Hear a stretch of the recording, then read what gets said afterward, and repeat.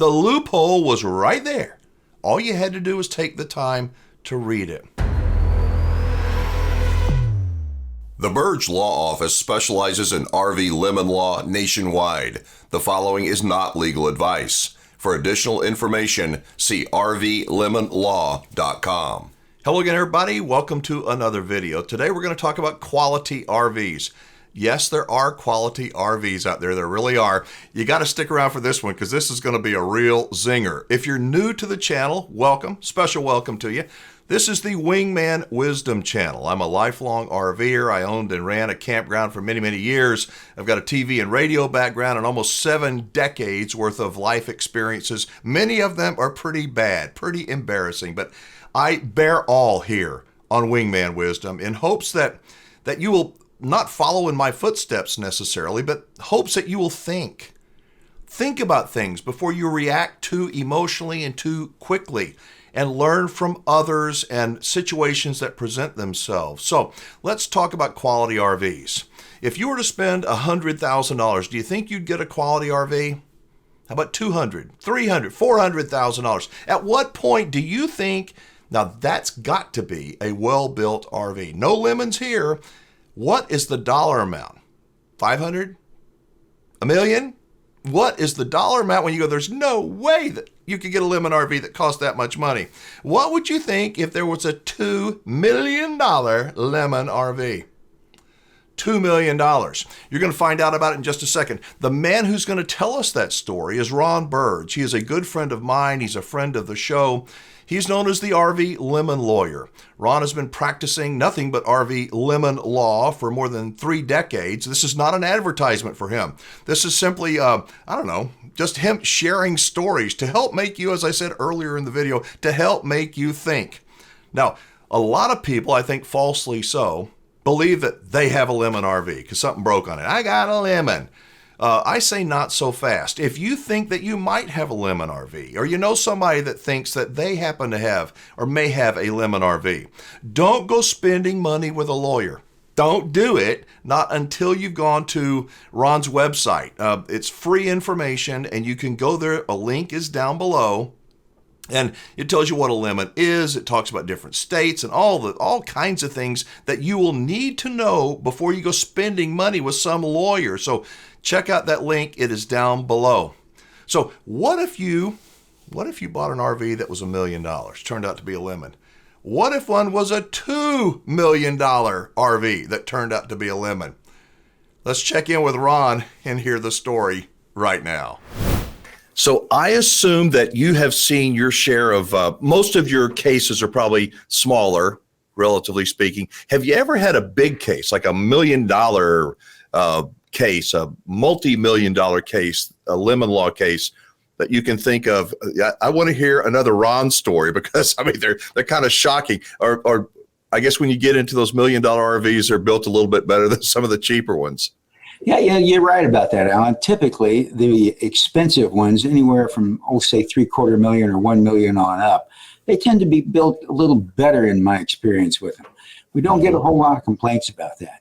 We did have one, though, that was like a $2 million plus RV, and that one just had one problem after another after another. Really? And the owner was just furious about the whole thing, but that wasn't what got him to be able to get rid of the RV. What got him to be able to get rid of the RV was, on top of all those problems, when he brought the case to us, we started going over everything. And because of a case we had about a year ago, I always look at the weight stickers now, and I always look at the measurements and the factory specs on it. Because that one, about a year or so ago, was overweight. Okay, this one, it turned out he had $2 million worth of problems with the RV.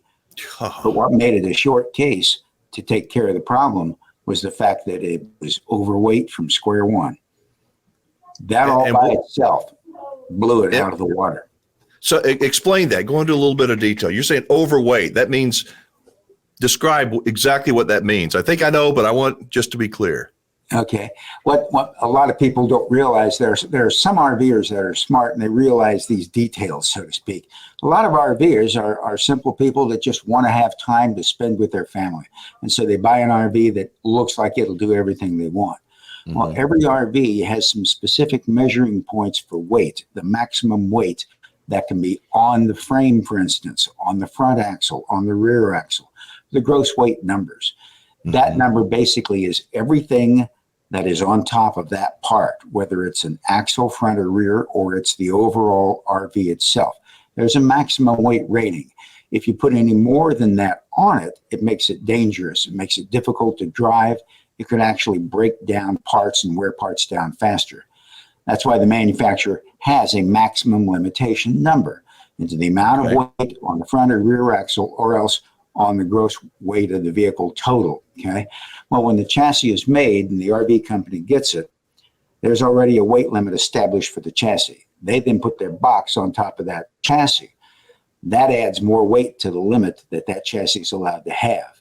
Then when they sell it to you, you get in it and you pack all your camping gear and your groceries and the refrigerator and everything in the basement and whatever. Right. That adds more weight.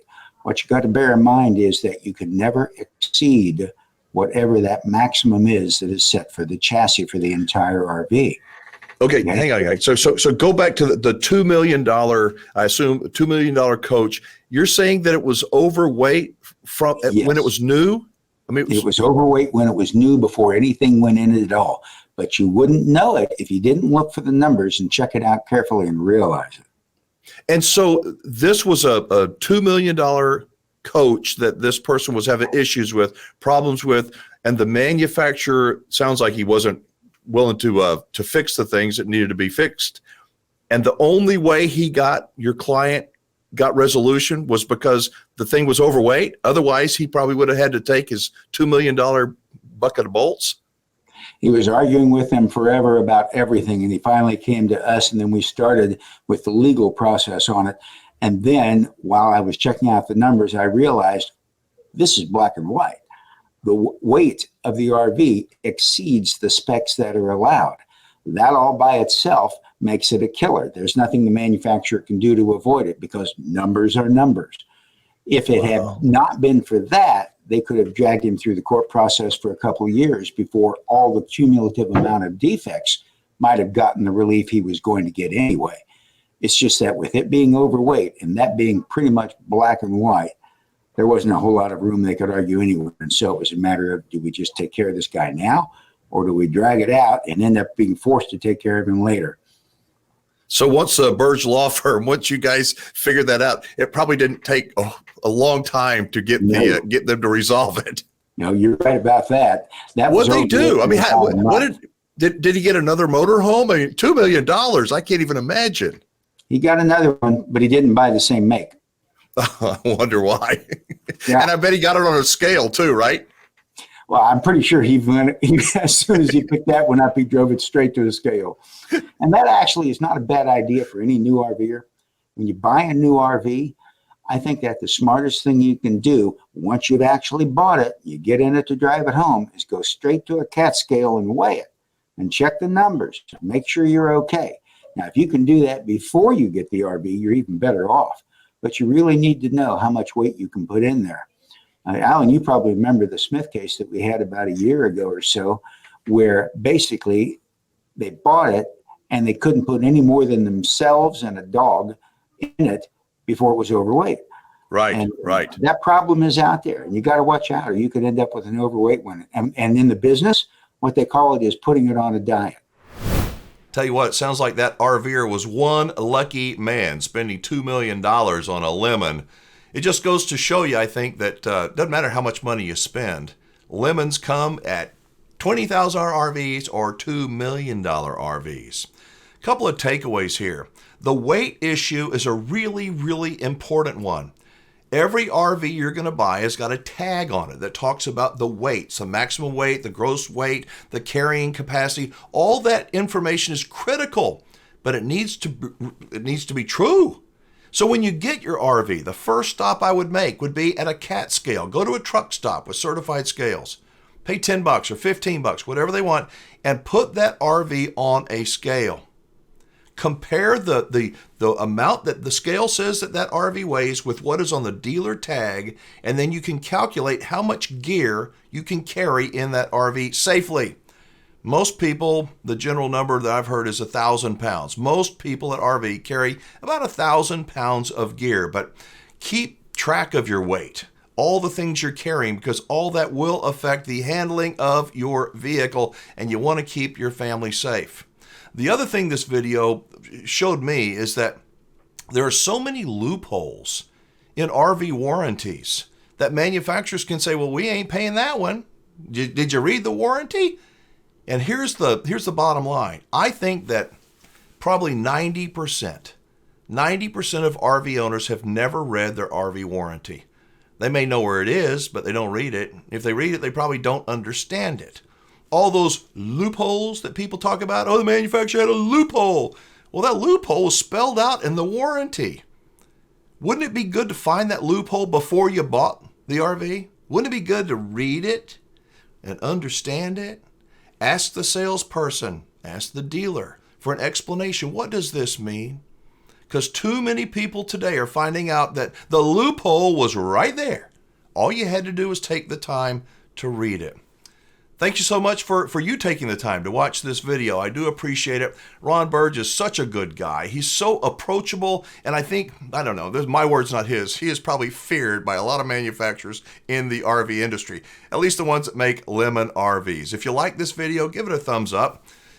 Maybe subscribe to the channel. I'm going to have more interviews with Ron Burdge that are very, very fascinating. He has a website. If you think you have a lemon RV, go to that website first. It is not a solicitation to, send him money. Don't spend money with any lawyer on your RV. None of them.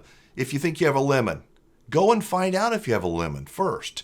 And that link is down below. It's rvlemonlaw.com. So check that out first. Thank you so much for watching. I'm Alan Warren, the RV Wingman. Be safe, have fun, play nice, and don't leave your good manners at home. I'll see you next time.